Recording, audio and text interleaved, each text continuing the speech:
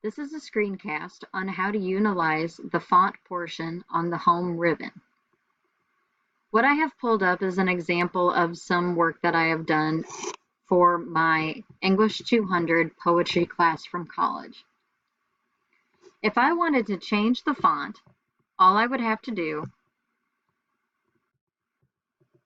is highlight the text, and as you can see, a little box can pop up here that looks pretty much identical to my font ribbon.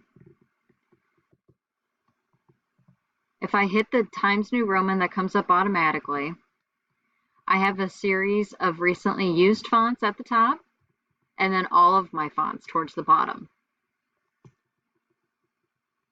Microsoft Office gives you a slew of different fonts that you can use, and depending on what the context of the assignment is, you can find something more creative, or you can find something standard, such as Times New Roman or Arial. If you wanted to change the size of the font, you have two options. You can either go over here where there's a number 12 and choose out of a different selection of numbers.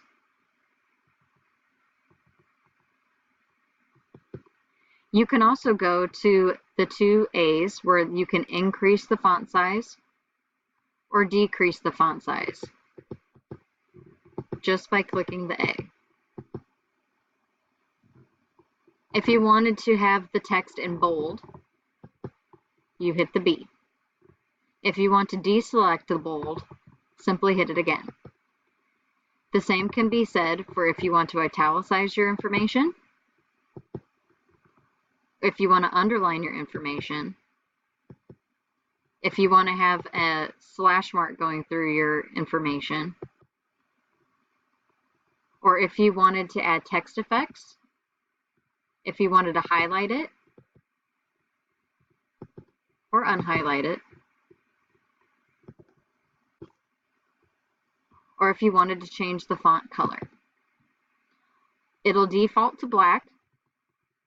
It'll give you a range of options.